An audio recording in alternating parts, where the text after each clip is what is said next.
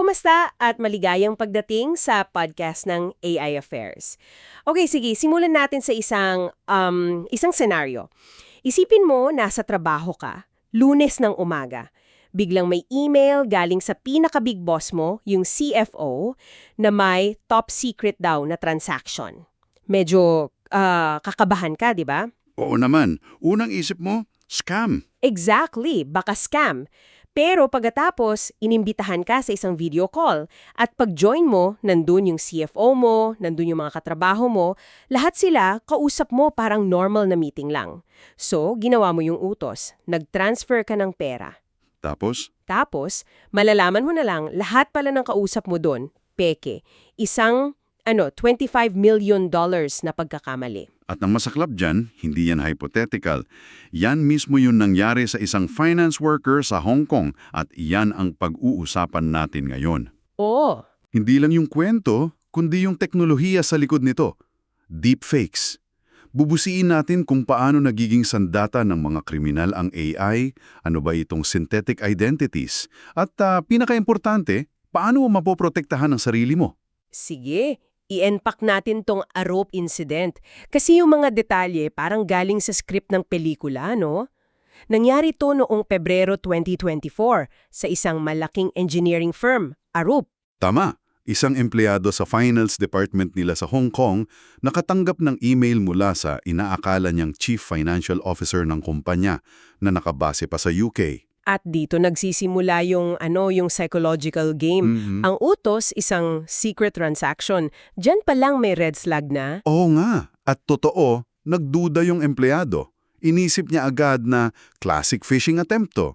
Marami sa atin siguro dyan natitigil. Pero iba na ngayon, may next level na silang panlaban. Yun na nga, yung video call, yun yung nagpakumbinsi sa kanya. Sabi sa email, join this video call. Sino ba namang hindi maniniwala kapag kaharap mo na sa video, di ba? Exactly. Ang tanong ko, isa lang ba yung pekeng tao o buong conference room? Buong conference room. At yan ang nakakagimbal dito. Maliban sa biktima, lahat ng participants sa tawag, yung CFO, yung iba pang kasamahan niya, ay mga AI-generated deepfakes. Grabe. Hindi lang sila nagnakaw ng isang mukha. Gumawa sila ng isang buong peking environment para lang maloko yung isang tao. Ayon mismo sa CIO ng Arup, hindi raw ito system hack. Tinawag niya itong Technology-Enhanced Social Engineering.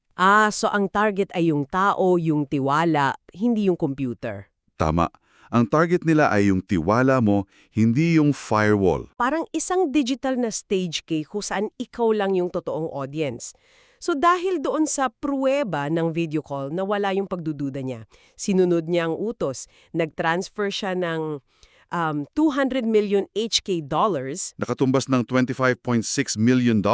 At hindi isang bagsakan, 15 magkakaibang transactions papunta sa 5 iba't ibang bank accounts. Ang resulta, isang linggo bago pa nalaman ang scam, nag-follow up lang yung empleyado sa headquarters at doon nila nalaman na walang sinuman sa totoong management ang may alam sa transaction.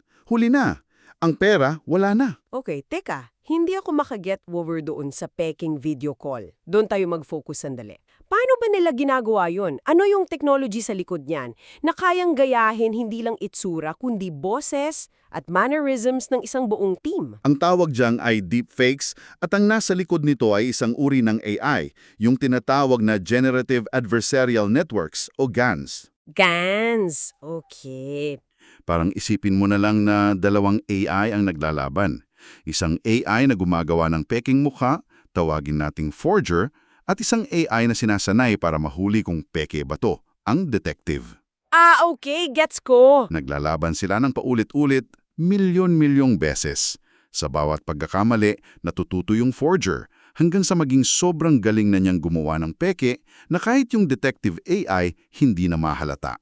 Ganyan sila nagiging hyper-realistic. At yung materyales para gawin yan, madali lang mahanap, no? Yung mga video ng mga executives sa YouTube, mga interview, mga company town halls. Lahat yun.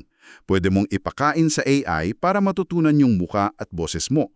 At hindi mo na kailangan ng supercomputer. Actually, mismong yung CIO ng Arup, si Rob Gregg, sinubukan niyang gumawa ng deepfake video ng sarili niya. Teka, siya mismo? Siya mismo. Gumamit lang siya ng open source software na available online. Ang sabi niya, sa loob lang ng 45 minuto, nakagawa na siya ng isang version. 45 minutes? Grabe. Akala ko kailangan mo ng buong Hollywood studio para gawin yan. So kahit sino pala na may konting pasensya at matinong laptop? Pwede nang gumawa. Hindi pa raw perfecto pero isipin mo, 45 minuto para sa isang bagay na pwedeng makapanloko. At hindi lang yan basta pagpapanggap. May mas malalim na konsepto pa dito, yung Synthetic Identity Fraud o SIF. Paano yon? Anong pinagkaiba niyan sa normal na identity theft? Sa traditional identity theft, ninanakaw ang buong pagkatao mo. So ikaw bilang biktima, makakatanggap ka ng alerto, magrereklamo ka. May isang taong naghahanap ng hustisya. Tama? Sa SIF, gumagawa sila ng isang multo sa sistema. Ang tuso dito, nagsisimula sila sa isang tunay pero hindi ginagamit na social security number. Madalas, galing sa isang bata, isang matanda o isang pumanaw na. Kasi yung mga bata, hindi pa naman nila ginagamit ang credit nila, kaya walang makakapansin sa loob ng maraming taon. Exactly. Tapos, yung tunay na SSN na yung, ipapares nila sa isang peking pangalan, peking address, peking birthday. At dahil walang isang tunay na taong nagmamay-ari ng buong identity na yon para magreklamo, Nakakalikha sila ng isang phantom na tao. isang phantom, oo, na pwedeng mabuhay, mag-build ng credit at gumawa ng fraud for years bago pa may makapansin. Ang biktima dito ay hindi isang tao, kundi yung tiwala natin sa buong sistema. It's a long game, hindi lang basta smash and grab. At malinaw sa mga sources natin na ang Arup case, bagamat apektado ng deepfake, ay bahagi ng mas malawak na trend. Saan pa ba natin nakikita ang mga multong ito? All over the place. Sa social media, dagsaan ng deepfake investment scams.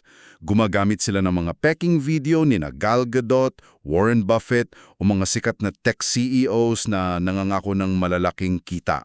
I think I've seen some of those. Yung mga ads na may boses ng isang kilalang tao pero parang off ng konti.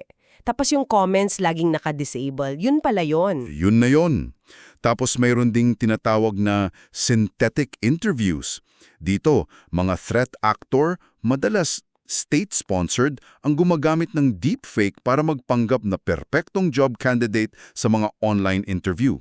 So imagine mo, you hire this person who seems brilliant, perfect fit, tapos yun pala, isa siyang digital ghost na ipinasok sa kumpanya mo para magkaroon ng insider access. Nakakakilabot? At hindi lang yan para sa pera, ginagamit din ito for disinformation. May isang insidente sa Israel kung saan isang deepfake video ng kanilang dating defense minister ay aksidenteng na ipalabas sa national TV. Gawa raw ng Iran.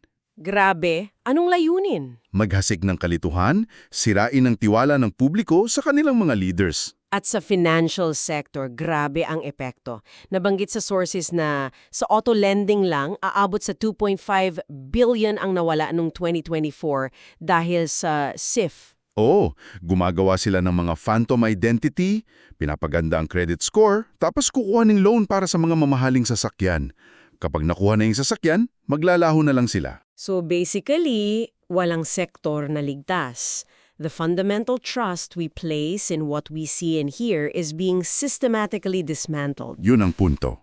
Okay, that's the scary part. Ito yung malaking tanong.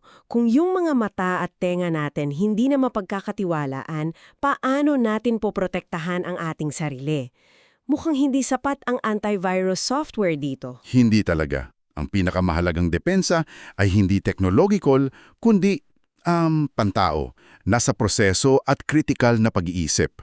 Para sa mga empleyado, tulad ng nasa Arup, ang sagot sana ay multi-channel verification. Meaning, kung may utos sa isang channel, i-verify mo sa ibang channel. Exactly. Nakatanggap ka ng utos sa video call para mag-transfer ng milyon-milyon? Bago mo i-click ang send, kumpirmahin mo sa ibang paraan.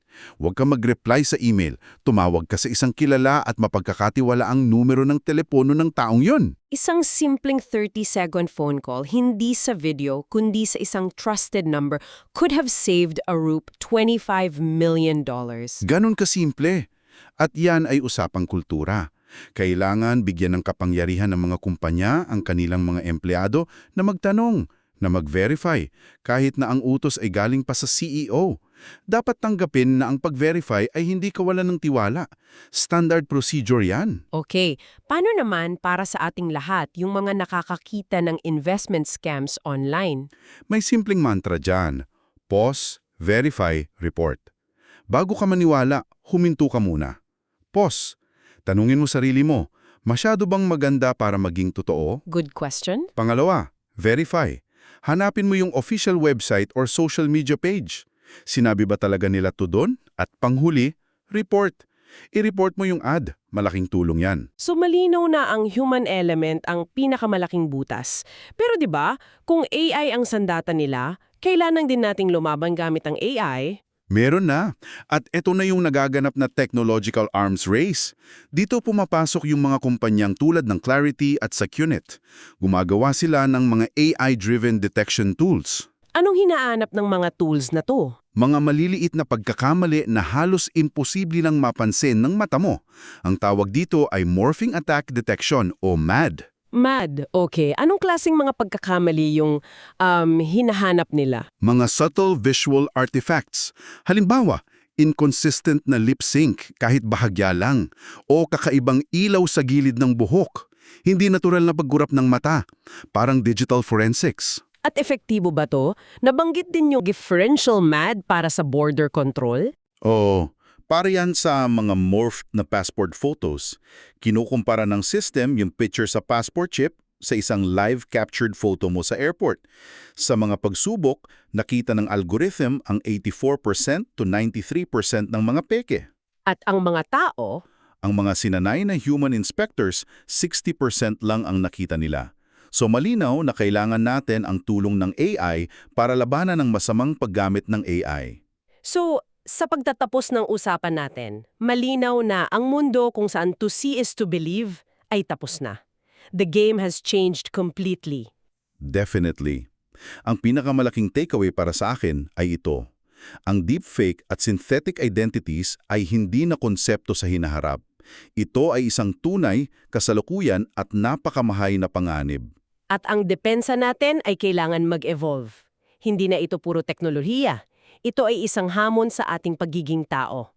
Kailangan ng matibay na kombinasyon ng mahigpit na proseso, tuloy-tuloy na education, at isang healthy dose of skepticism.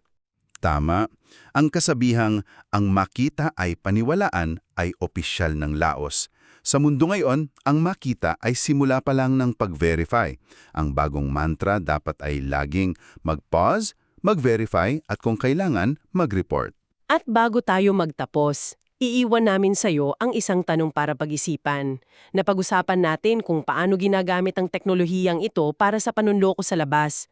Pero isipin mo, paano kung ang mismong mga alaala na nakaimbak sa iyong telepono, ang mga video ng iyong pamilya, mga kaibigan, ay maaaring manipulahin nang hindi mo namamalayan?